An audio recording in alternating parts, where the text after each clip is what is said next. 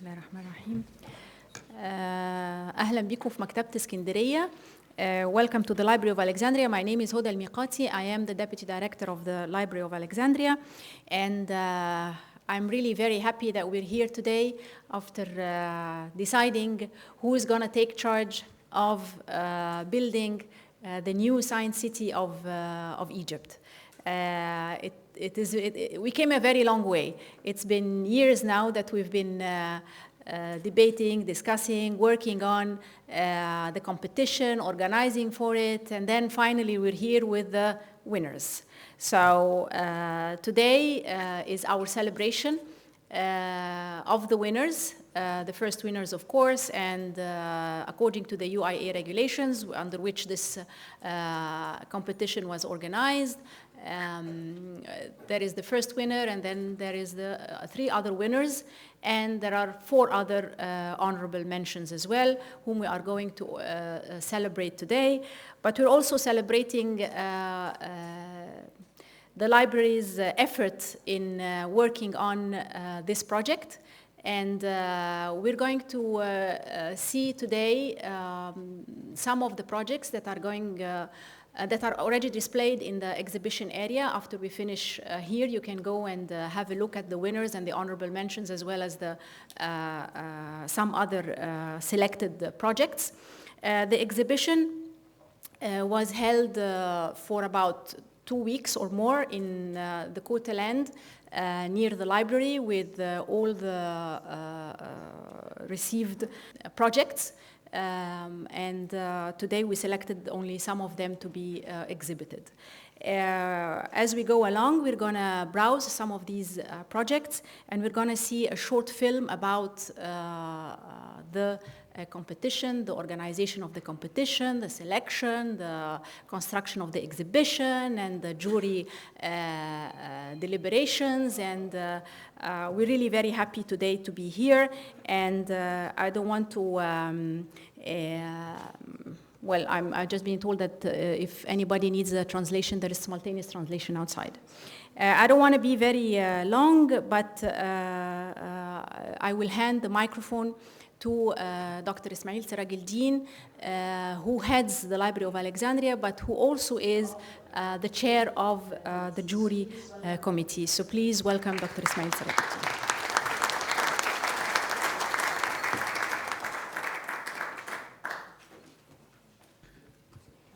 مرحبا بكم في مكتبة اسكندرية. Greetings, everybody. Delighted to welcome you all in the Library of Alexandria. I will speak in English because I know that many of our Egyptian colleagues understand English, but also to make sure that my colleagues from overseas can follow more easily. There is, as Hoda has said, simultaneous interpretation available. اللي عايز يسمع ترجمة، الترجمة موجودة. This has been a project that has had a long history, but it is a very unusual project. It will be the very first real museum of science in Egypt. We have had specialized museums. We have a geological museum, we have an agricultural museum, we have an insect museum, etc. But the idea of science as a whole, science as a journey of discovery, science as the means by which we deploy empiricism and rational logic to try to understand better the reality of the nature that surrounds us and to be able to interact better with our peers and with the rest of the world, that requires a different approach.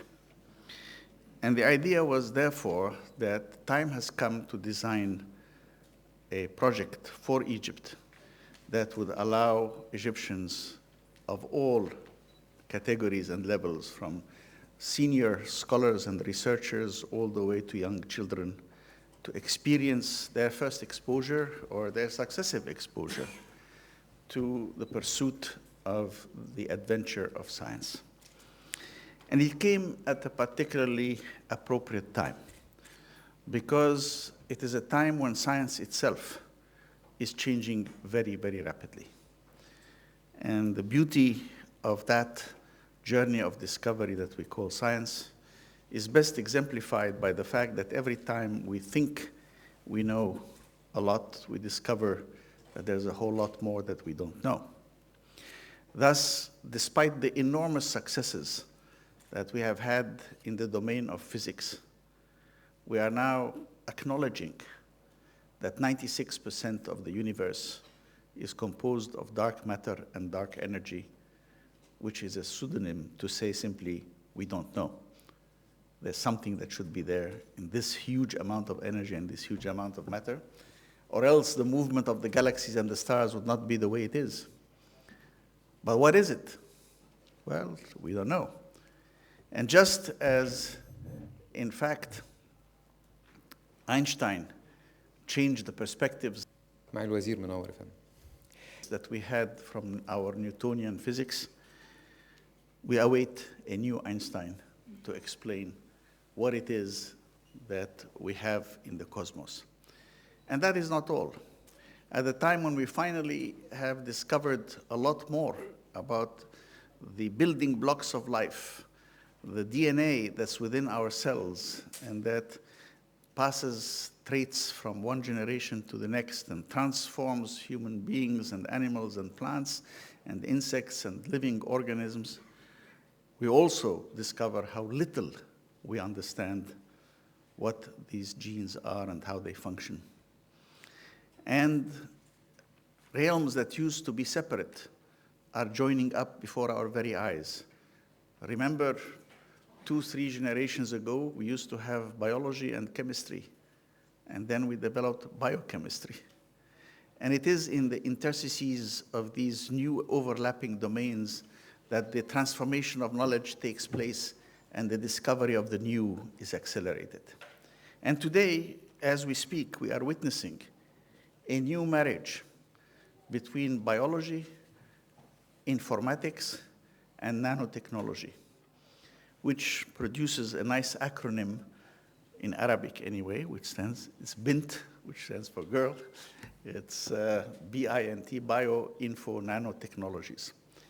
And I speak of direct exposure because I serve on the US National Academy of Sciences and the National Academy of Medicine's panel to decide when and how the new genetics could and should be applied to humans.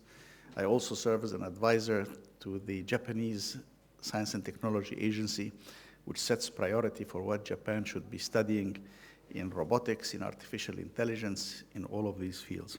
So I'm very, very conscious that the meaning of science is changing as we speak. And that's the idea that if we construct something today, it should be amenable to be changed. And therefore, we will start with a commitment and then have a phased deployment that allows us to come back and revisit parts of the project was an important dimension in what we did.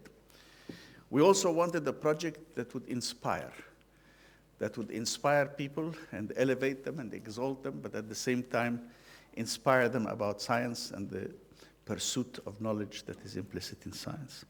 We wanted a project that would be a landmark in a new area of Cairo, Western Cairo, which is being built as we speak into a new city, and where we have a very central spot in terms of this particular project. We wanted to think of how this project could be both a landmark and yet not frozen in time, something that changes. We wanted to show through that project also that the project would be a case where we practice what we preach.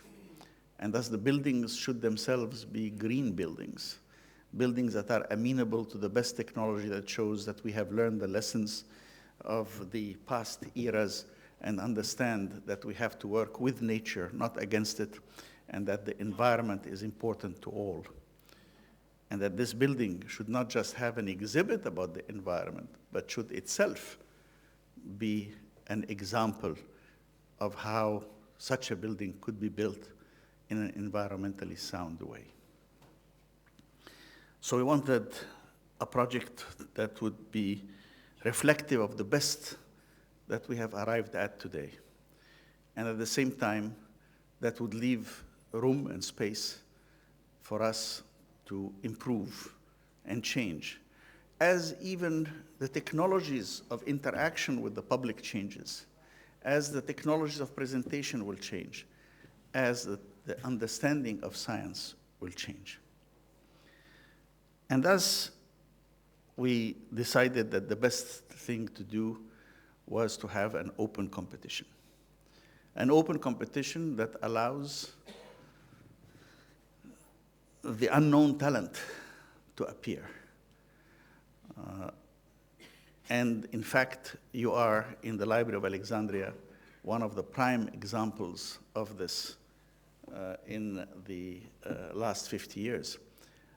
The building of the Library of Alexandria was an open architectural competition that was won by 3 young graduates, very talented, and it was to be their very first building. Later on, they went on to become a famous firm called Snohetta. But initially, they were a P.O. box in Norway called Snohetta with 3 talented young architects who had to join with an established engineering firm, Hamza and Associates here in Egypt, to actually take on the construction of the Library of Alexandria. And I'm happy to say that they went on and they did the Oslo Opera House and did many other things, including the museum at Ground Zero in New York and many other locations. So that competition allowed a totally new talent to be recognized. Slightly different, but also very memorable, is the competition on the Sydney Opera House. That, as you know, Jorn Utzon, who won that magnificent design thanks to the insight of Saarinen on the jury, was really relatively unknown for a project of that size, and yet the results have been a magnificent building that stands as an exemplar of 20th century architecture, a symbol and an icon for the city of Sydney and for Australia and for all modern architecture in the second half of the 20th century. So will we be so lucky with our current design and our current competition?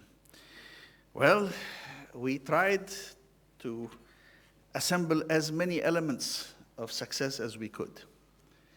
We tried in the sense of saying that we will do this in the best possible way that we have learned how to do architectural competitions. And thus, we are allied with the UIA, the International Union of Architects, to do this in accordance with their rules. And I'm happy that Dr. Seif Allah A.AlNaga is up here with me. He is a member of the UIA and the head of the UIA in Egypt. We announced this as an international competition. Actually, 349 architects from 45 countries registered, and ultimately 142 projects were effectively submitted from 32 countries. Now, we knew nothing, and I still know nothing about many of the projects because it was done anonymously, as such competitions should be done. There was a code attached to each project, and only the team that opened the actual submissions and received them knew the correspondence between codes and names. But the jury did not know and should not know, so that the judgment would be specifically of the project idea that was submitted, not of any influence by knowing either the country or the name of the designer whose project is being evaluated. And who did we get to evaluate this set of projects and choose the winners that we are about to celebrate today? Well, I was the chairman of the jury, and I am myself an architect. I graduated from Cairo University School of Architecture and Engineering in 1964, and I went on for a master's and PhD in urban planning at Harvard University School of Design initially, and then of arts and sciences.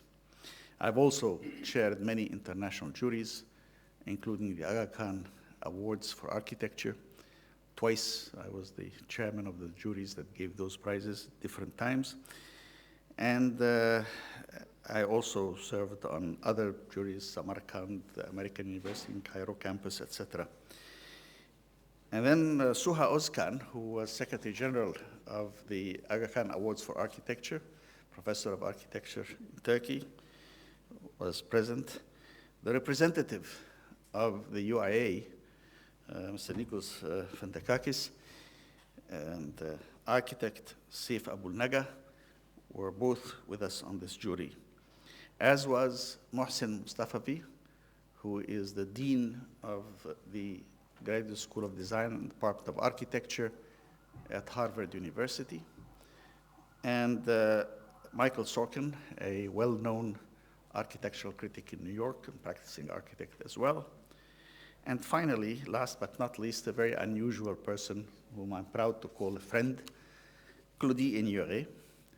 Claudie Ignoret is quite a remarkable lady. She is a medical doctor with neurology as her background, was an astronaut who went twice into space, served in the Mir space station, and served in the International Space Station, went on to become Minister of Scientific Research for France, Minister of European Collaboration on large scientific projects were done under her at the time, such as ITER, and more importantly, she headed the science city of France, which is near Paris, Stade-la Villette, for 5 years.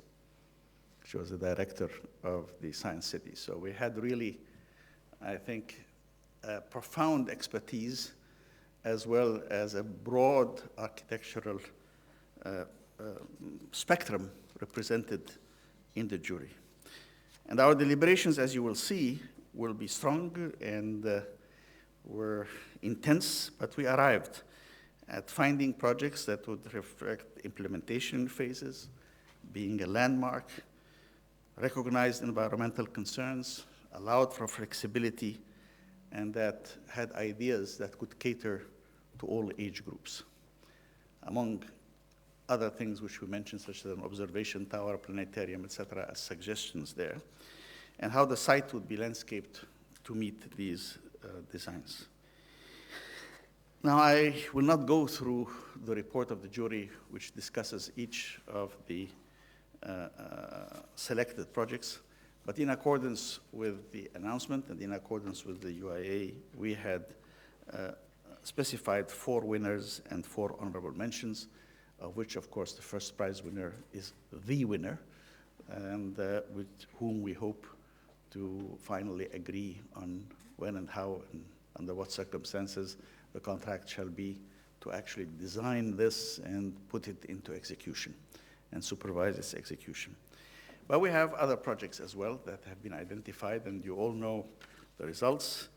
And I'm happy to point out that they came, the 4, or the first prize winner and the 3 runner-ups, plus 4 honorable mentions.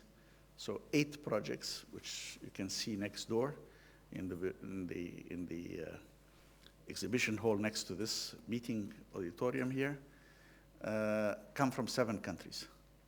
So it turns out that it's very broad representation indeed. The 8 selected projects have 7 countries represented. As we will be hearing from the designers themselves, I will not describe the project, but I do want to end this with a brief note that I think Dr. Seif Allah A.AlNaga, who's the head of the UIA in Egypt, was a member of this jury, participated with us in the design of the whole competition, would say a few words, including a reassurance to one and all about the rigor with which every aspect of this competition was followed in terms of transparency and ensuring fairness in every step. So thank you all, and I invite participants.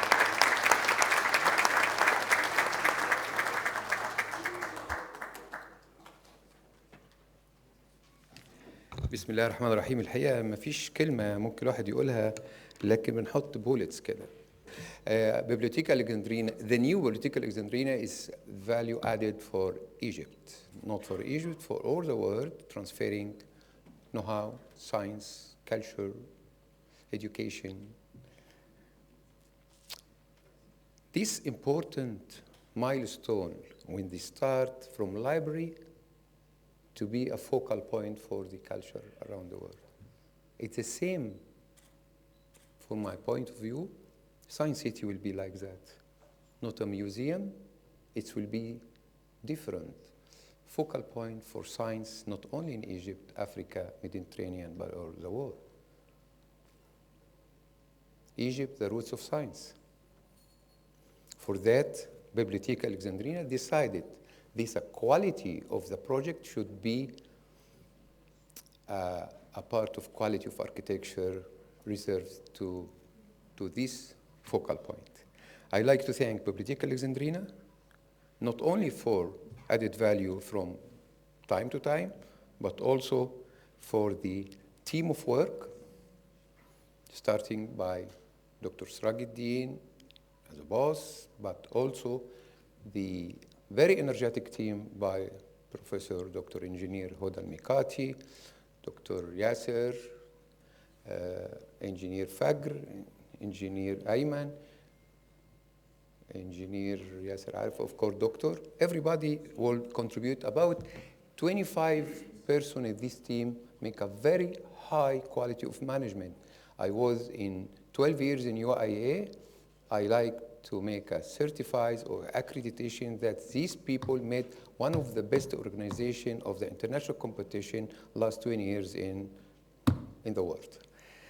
Last point, I like to see for all the Egyptians here, all the decision makers, all the new generation, all the faculties or faculties boards like Professor Shamsoudi, Minister Gamal, believe or not believe, that's the only way for young generation to participate for new residents of Egypt to follow the competition routes.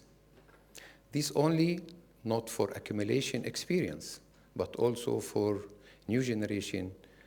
Brilliant idea should be in the top of the desk here, how we can discover by competition. For that, my recommendation, before I leave this stage, believe me, that's the best way for new generation to follow the competition, to select not the architect, but to select best project.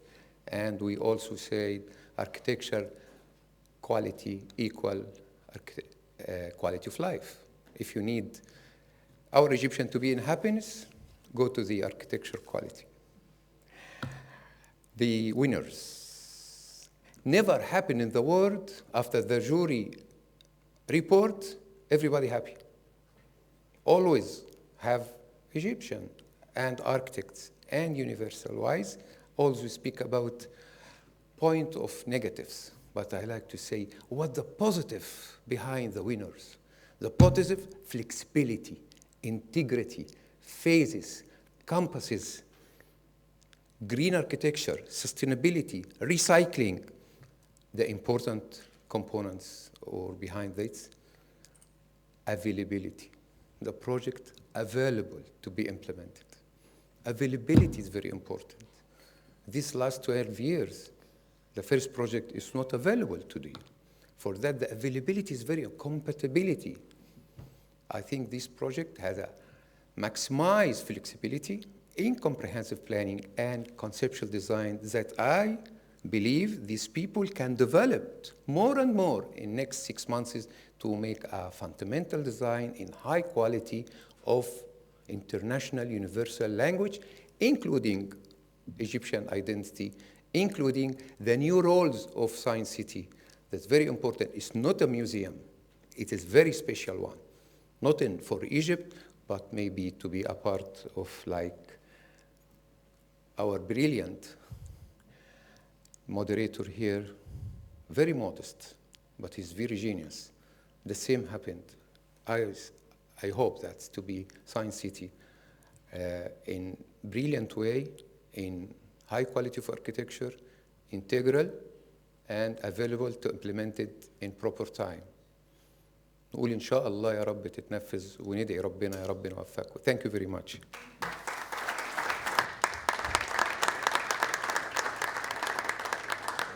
Before I proceed to the film, we have a short movie documenting the stages, the various stages of the competition. I would just like to highlight that we, as Dr. Serageldin mentioned, we had 142 projects exhibited and from 32 countries. And as said, it was under the whole competition was under the umbrella of the UIA. And we had, of course, a distinguished jury headed by Dr. Ismail Serageldin with the participation of Dr. Soha Eskan, Michael Sorkin, Dr. Mohsen Mustafavi, Claudio Enure, and of course UIA representatives Nikos Ventakakis and Seif Allah A.AlNaga from Egypt. And the winners, there are 4 winners and 4 honorable mentions as per the regulations of the UIA. The winners, of course, the winners who are going to implement the project are the Weston Williams and Partners. Second prize was Ngiom Partnership. Third prize was Zaha Hadid Architects. Ngiom is from Malaysia. Zaha Hadid Architects is from the UK. Gansam Architects and Partners are the 4th winners, and they're from South Korea. And then we have 4 honorable mention prizes. Petras from Greece, and Joaquim de Lima Filho from Brazil, and then Whitespace Architects from the United Arab Emirates, and Francisco Jorquera from Spain. These are the 4 honorable mentions. Now we're going to see a very short film documenting the different phases of the competition. Are we ready, Ayman? Okay, so let's start.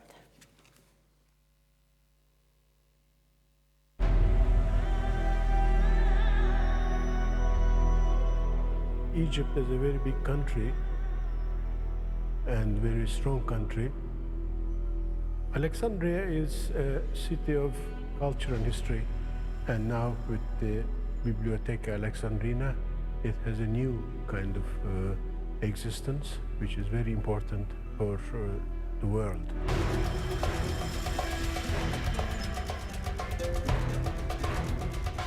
Introduce science, technology to the kids for educative purpose, for inspiration, for creativity, for imagination, and for all the citizens to have the key to be actors of their life.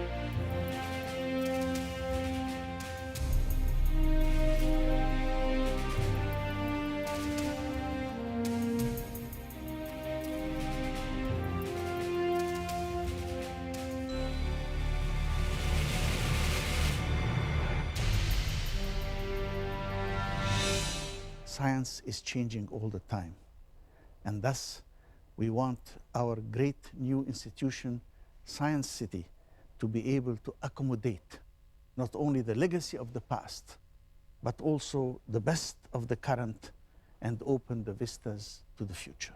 I think the Science City project is an interesting challenge. Obviously, it's linked to the Bibliotheca Alexandrina. It's the connection to archives. So in a way, it's asking for a new kind of organization. مكتبة اسكندرية أسندت لها مدينة العلوم اللي هي جزء منها متحفي وجزء منها بحثي research and development، والبعد الثالث اللي فيها التفاعلي، إن هذا المركز سيكون متفاعل مع الناس العاديين والعلماء المتخصصين في نقل المعرفة وأهمية العلم للمجتمع. The idea that this is an open competition, that it's very international, that it has a very plural jury, and that at the end of the day, the results are democratically arrived at, I think is very important for Egypt, a very meaningful signal for Egypt to send to the rest of the world. These international competitions are under the rules of both UIA and UNESCO. And as you understand, the whole operation is fully acceptable all over the world. One of the important things about the architectural competitions is that number of participants. And here we have more than 400 registrations and received 140 projects. I think it is a very good yield altogether. The response comes from more than 40 countries and from all continents. That makes it very important that the architectural community has responded to our call.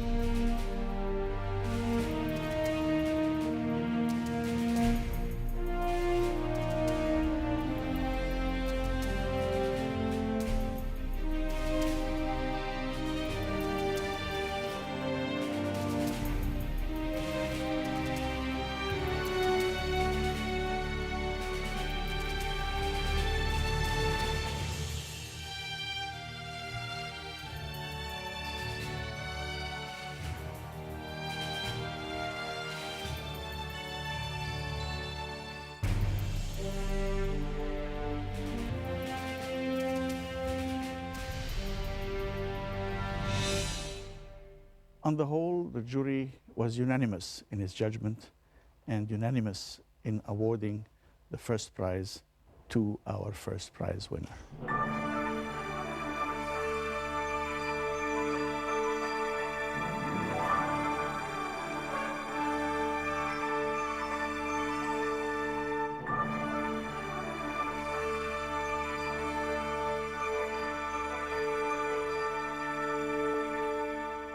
هي مكتبة الإسكندرية كعادتها تأخذ على عاتقها تنفيذ واحداً من أهم المشاريع القومية، مشروع إنشاء مدينة العلوم المصرية. أحسن طريقة تحقق بيها كفاءة الاختيار هي المنافسة. التقرير بتاعنا انتهى إلى 4 مشروعات فائزة، وبعدين اخترنا 4 مشروعات إضافية لأنها بتبين أفكار مختلفة تستحق أن الواحد يشير إليها. فهذا هو المشروع الفائز اللي احنا اخترناه.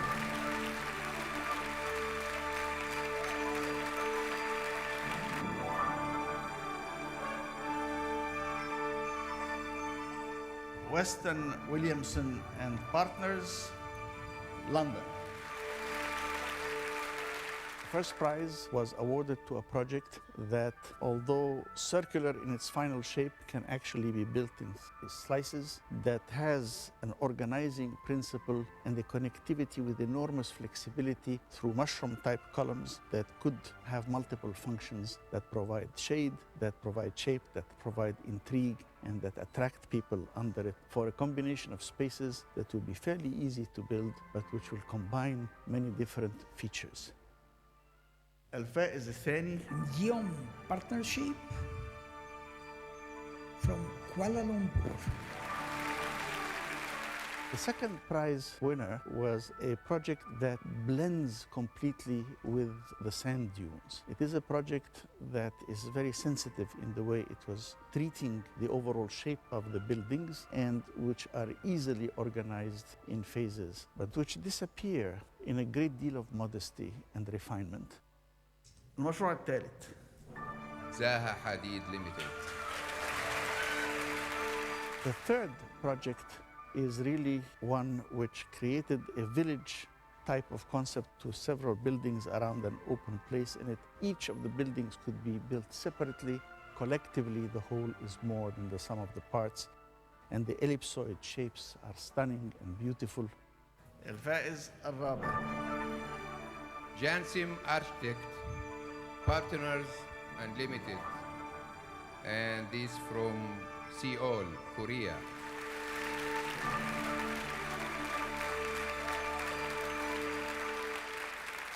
The fourth project is a square divided into 9 squares with a slightly twisted tower in the middle. Each of the squares can be built separately and the whole can be connected with an umbrella. في 4 مشروعات أخرى أشرنا إليها لأنها فيها إضافة مختلفة. هنبتدي أول مشروع. Tsampikos Petras and Georgios Tsousos. He's a Greek.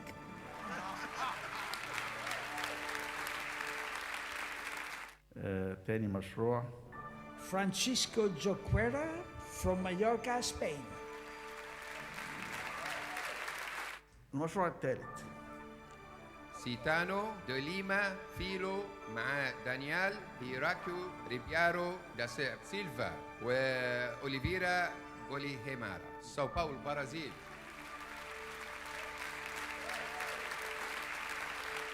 مشروع من مكتب من الإمارات اسمه Whitespace Architects ياسر أبو النصر.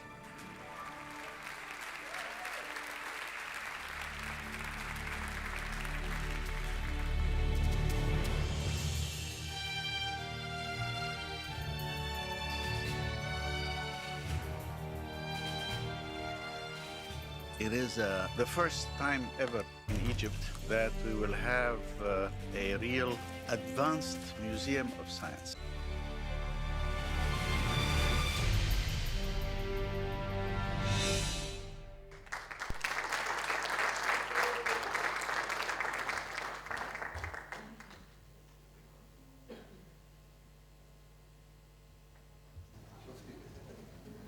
Very brief documentary of a year-long work and even more. And I thank our Library of Alexandria studio team for putting together this film. Thank you very much. It's great. Thank you. And now comes the time for the distribution of the awards. Unfortunately, not all the winners and not all the honorable mentions were able to attend with us today. But we have the winners with us, and we have also the second and third winners as well. And we have one of the honorable mentions. So we'll start, I think, Ayman, you go from the third, right? From the honorable mentions. Okay. So we'll start with the honorable mention, Whitespace Architects from the United Arab Emirates. It's Yasser Abu Nasr presenting and Francesco Anzolin. Would you climb up here, please, and face the camera, please?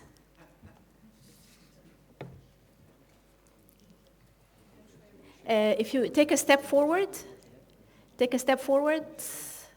Seif, can you just come a little bit قدام? Yes. Okay, and face the camera, please. Okay. Of course, this is not the check. This is just a representation of the check. The money is going to be wired. Okay, congratulations to our honorable mention. Of course, we have another 3 honorable mentions who were not able to attend today. Okay, the other honorable mentions, I'll mention them again. Francisco Jorquera from Spain, and Joaquim from Brazil. And from Greece, we have Tsampikos Petras, Georgios Tsousos from Greece. These are the 4 honorable mentions.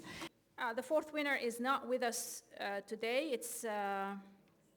He was from South Korea, Gansam Architects and Partners. Unfortunately, they were not able to come today with us. Yes. The third winners who are with us today are the Zaha Hadid Architects from the United Kingdom, and they're represented today by architect Dr. Lim Teng Ngiom and Melissa Wong. No, these are Mustafa Fouda, sorry. The third winner by Mustafa Fouda, Zaha Hadid Architects. Mustafa Fouda of RMC Partners. أهلا وسهلا. أهلا وسهلا. تفضل. أهلا وسهلا. تفضل. الصورة بس يا ريت لو تبصوا للكاميرا بقى. Just face the camera, please. Okay, the third winners, Zaha Hadid Architects, UK, represented by Mustafa Fouda. And this is the project that is on the screen. Okay. Thank you very much. The second winners is Ngiom Partnership from Malaysia, represented by architect Dr. Lim Teng Ngiom and Melissa Wong. This is the sand dunes design. Yes, this is the design. So you go that way or that way. You can go both ways. The stairs here.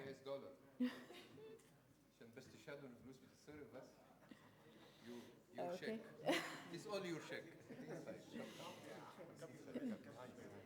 Okay, these are the second winners from Malaysia. Ngiom Partnerships. Architect Dr. Lim Teng Ngiom. Can you invite his wife to come?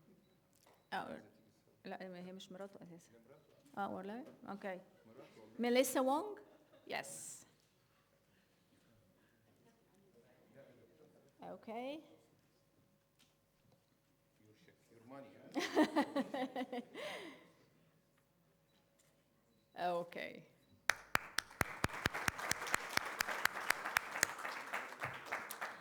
And now, yeah, it was a brilliant design, actually. And now comes the time for the first winners, actually the ones who are going to implement the projects, the ones who are going to work with us over the next couple of years or more to elaborate on the design, work on the details, and we're going to be seeing a lot more of them. The first winners, Weston Williams and Partners from UK.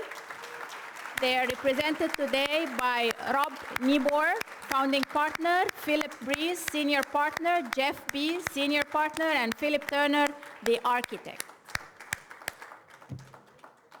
Congratulations to the first winners.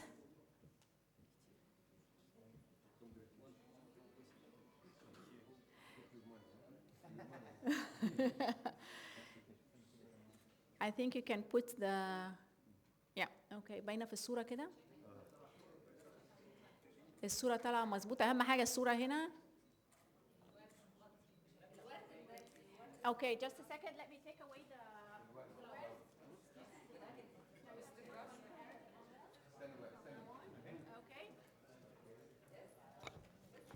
Okay, the first winners, Weston Williamson and Partners from the UK, Rob Nabor, Philip Breeze, Jeff B, and Philip Turner.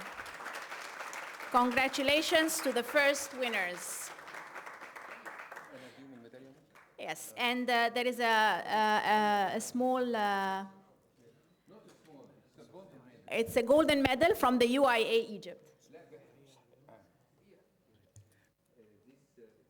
From Society of Egyptian Architects, in behalf of Society of Egyptian Architects, UIA National Section, this golden-plated medal. This for the, who is the youngest one? Because he's working. This is Philip. The old people take the money and the youngest take the ingredients. Okay. And you have 4 pieces for each partners, please. Thank you so much. The politician. The boss. Thank you very much. I would also like to thank, I'll take this opportunity while our head of the, chair of the jury and the first winners and the representative of the UIA, I would like to thank the team at the Library of Alexandria, especially Dr. Yasser Arif, if you just stand up, who has been working very hard. Fagr Girzawi, please stand up for your hard work and dedication. Engineer Ayman Al-Sayed, really and your team for all the good work. And Maggie Shirawi, where are you? Where is Maggie? Yeah, she's there. Thank you very much. And for the rest of the team, the BA studio, the publications, and everybody else. And thanks for Hoda S.Elmikaty. Thank you, and congratulations to the winners, congratulations to the library and to the team and to Egypt as well for having a new science city that I think will be a great asset to the new generations in the new future, or a better future for Egypt. Thank you very much, everybody. And yes, and now we're going to see a presentation of the project by the first prize winners from Williamson and Partners. Okay, so who's going to make the presentation? Me and Philip. Okay, so we're going to stand downstairs.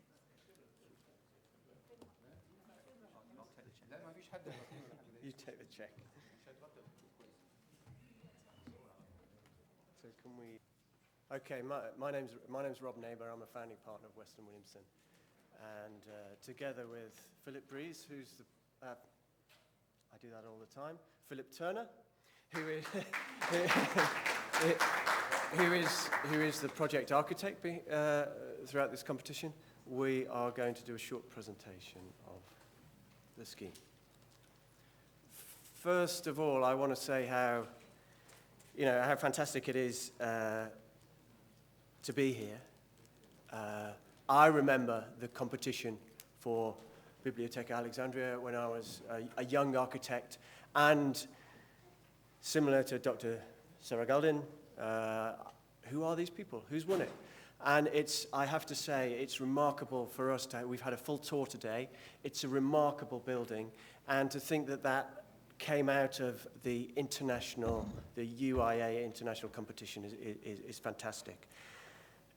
Interestingly, from a technical point of view, it's about the same size, 85,000 square meters, as the Science City. So that's interesting to us as architects, and to get a feel for that size. The other thing I want to say, it's a great honor to be here, obviously, and I'm somewhat, having watched that film of the process, we're kind of humbled to be here, to be honest. It really is. It really is a huge moment in any architect's life to be awarded first prize in such a competition for such a fantastic building. Moving on to the building, Science City. I mean, what a fantastic building, more than just a museum, and what a fantastic location, what a fantastic site. First of all, to us, when we looked at this project, it seemed absolutely right. It sits within what was the Fertile Crescent, where civilization began, where agriculture was invented, and with agriculture came science, came the scientific method.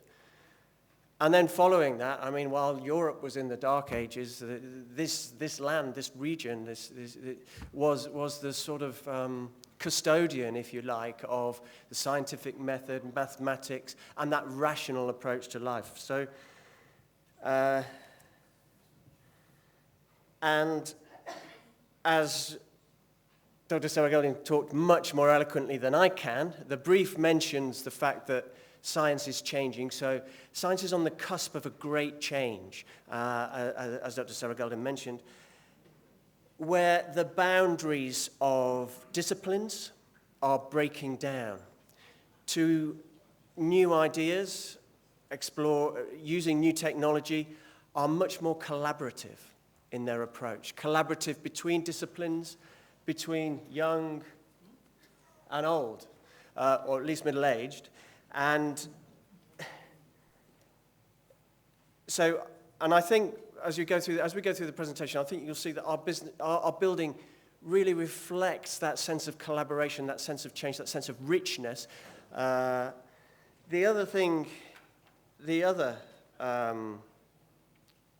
part of that is the other part of the brief. The other word, which was less mentioned actually, is city. Now, these are not unrelated, but cities are hugely successful. They are becoming larger and more complex. And that's not unrelated to the same things which are deriving science in that way. And the Fertile Crescent, once again, was the birthplace of the city. The great cities were invented in the Fertile Crescent. Now, as a practice, we are, and of course, we were at Giza yesterday, we visited the site yesterday, and so you can see the site is between Giza and this extension westwards of Cairo, this new city being built. And so, as a practice, we're kind of passionate about the city. We're true believers in the city. We last won an international competition in the 1990s, and that was finished in about 2005, 2006.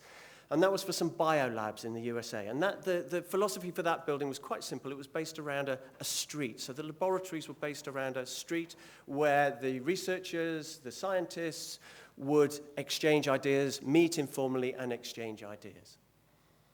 Our work, since that time, we've grown to a practice of, for those of you that don't know us, we've grown to a practice of about 120 people. And we're lucky enough to be working globally, particularly in London, on some of the most exciting infrastructure projects in the world.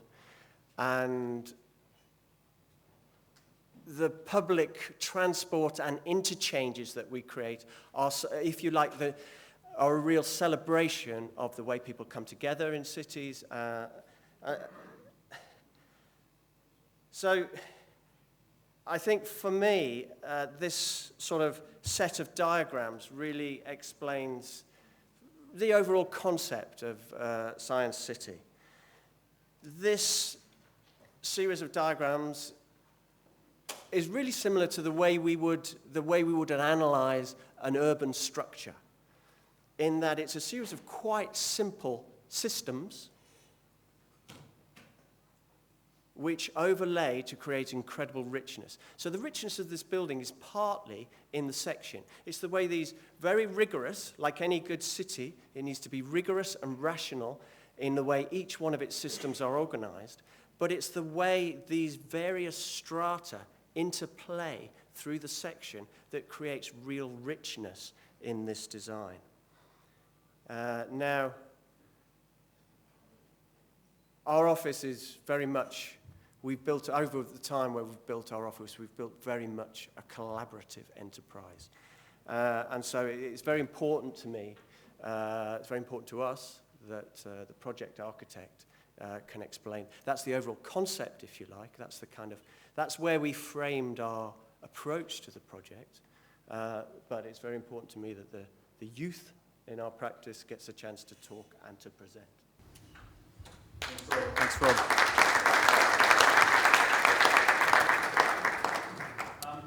When designing Science City, we knew we wanted to create a place people would actively want to explore, a place they'd want to walk around and make their own discoveries. We knew it had to involve a lot of the complexities you'd find in existing cities that have grown organically over time to feel truly human. And as you notice on this ground floor plan, a main strategy of our design is to really bring everything together, bring all the program into a very dense congregation so that everything is connected and interlinked. This illustrates in yellow the three main orientation halls of the project, and these define the three separate construction phases. The first construction phase is these central three bands, where the central yellow hall is, and the other phases are on the top and the bottom. And you'll notice in this some of the infrastructural city devices that Rob spoke about previously. One of them being these grand orientation halls. And these halls are where you enter the building. You'll notice that each one has a staircase within it, and you enter up into the hall from underground into this staircase. And you'll also notice the whole project is divided into these strips, and this allows for it to be phased very easily. And these strips bring you in from the overground parking into the main hub of the building, and allow the project to be phased.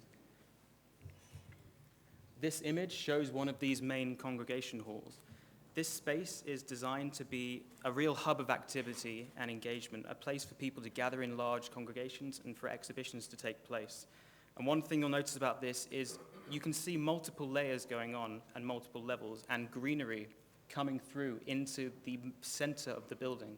And this was an important device for us. And you also see this central staircase coming up from the underground car parking space. So they're simple central spaces, but they're the entry point. They're the place of wonderment. And you can see areas, new areas that you can reach out and explore. And another key organizational tool was these streets, these open-air streets, which divide the strips. This is the space, the breakout congregational space, which we have designed to utilize the breeze of the existing sites. They're designed to be narrow, tall, and shaded spaces. And this is where you access the garden on the upper levels from. And you look at the first floor plan here, this is the level above, and you can see how the formality of the ground floor plan is really broken down by a green swathe. And we wanted, an important part of the brief was the science park. And what we did was we brought the science park into the building. We didn't want a definition between building and park. We wanted the park and the building to feel like one device, one thing. And this image shows how this park cuts through the internal spaces. And you get a visual connection from the exhibition spaces into the outside, and vice versa, from this raised park down into the exhibition spaces. So it works in two ways. And it's these sort of chance encounters, these glimpses of ideas that speak of this, the future of science really, this collaborative approach, this slightly more creative approach to science. And this set of sections here shows in green the park, the greenery coming through into the building. On the top, you see these hanging gardens, which are cutting through the gallery spaces. On the middle section, you see these green channels, which cut through the project and define the phasing of it. And at the bottom, you see a long section through one of these green spaces, one of these green corridor spaces. And those long spaces have a sort of topography of their own as you explore the different levels. Here we show one of the smaller spaces in the building. We decided to place all the more private, personal research spaces, the quieter spaces for contemplative research and work on the outside of the circle, on the perimeter, where the roof level is actually lower. And again, you see here how nature infiltrates with this sloping wall coming down and filtering direct light into those spaces. And then we move on to the tower element of the proposal, the only vertical element which emerges from the landscape.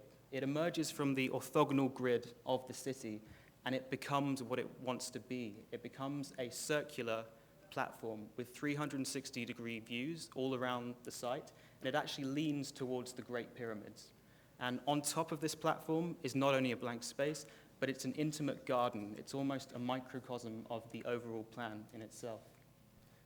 Yeah, I think although it leans and nods towards the ancient city of Giza and the pyramids, it also gives equal weight to the new development around it, October the 6th city. And I think as the building grows and the place around it grows, and the institutions around the project grow, that'll become more and more relevant. We'd like it taller. And then we move to the roof, the final level of the project. We wanted to create an ecosystem. We wanted to create a lush green space of experimentation, a very informal landscape that can be just wandered through. And this ecosystem is supported by these plate-like structures, this artificial cloud, which not only shades the spaces underneath, but could potentially water the spaces. They could potentially be lighting features in night when it's dark. And this artificial cloud sort of curates an ecosystem. We visited the site yesterday at midday, and there's a lovely sort of breeze coming across the east. We think we've aligned the project correctly, but these things can also be used as part of that ecology to scoop in the wind. And that's a kind of idea that's been around a long time that's kind of an idea that's been around a long time in this part of the world, this idea of scooping and drawing the breeze and making use of this fantastic climate. So that's really, that's really our interpretation of your brief, which we have done in a obviously the nature of a competition, we're very pleased, but the nature of a competition is that we've done it in collaboration, but it's a much smaller collaboration. For us now, the collaboration really begins. It begins with you, the client team, the city authorities, contractors, subcontractors, and that collaboration will be challenging. There will be tensions. There will be differences of opinion. But that resolution, it's not just a belief here, it's our experience. The experience of the projects that we've done is that the resolution of that collaboration with strong leadership from all sides is actually what will really add to some of the things we've shown you today, and we will all discover new things that are possible with this project. So we look forward to working with all of you in taking this project forward. Thank you.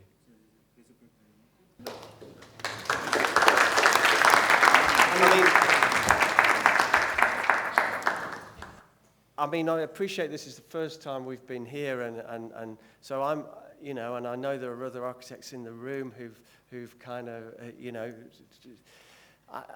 I feel I know how much work goes into these. So we're happy to take questions if there's time. No, I think that first of all I'd like to again commend the architects, and it reconfirms, of course, why the jury gave this project its first prize. And as was said, now the real work starts. Now the real work starts, and we have to put flesh on the bones. It's more of an ideas competition than a finished drawing competition. Nobody would take this immediately and go to bids for construction. That will take us some time. But I think that the basic ideas were there, and we felt, the jury unanimously felt, that this was very responsive to the challenges that were in the brief, and that the team that put this together had the architectural quality and technique and mastery of the detail that would be required to turn this into a very viable building, built in stages, built in compatibility with nature, etc., as we said before. But I would also like to seize this moment, and while I congratulate our winners, I want to say that many of the other entries were remarkable, both in the quality of their design and in the detailing that they put in and the effort that they put into the drawings, and that therefore they deserve special attention from the public. And we will be publishing a book about this competition, where we will put at least the 8 projects that are available next door to us. And I hope that everybody would walk out of here and be able to see this project in greater detail, as well as the other projects. And they are here next door. And I would take this occasion to remove my hat as the director of the library and put on my hat as chair of the jury, and also join my colleague Dr.Hoda S.Elmikaty in thanking all those who organized this, and of course all those who prepared these designs, whom we hope will continue to inspire younger architects in Egypt and elsewhere. And I could speak eloquently about each of the projects that were in the winners and circle and in the honorable mentions. Each had something special to say, each had something different to bring to the front, and in the process enriched both the vocabulary and the discussion that will take place in Egyptian architecture in the years ahead. And thanks to the technical team, thank you, Hoda, and congratulations to our winners. And may I ask that we then proceed to next door, where we can actually see the winning drawings as they were submitted by these very talented people, as well as... And there is a the group others photo as well. outside as well. So shall we head outside for the group photo, please? Okay, thank you very much.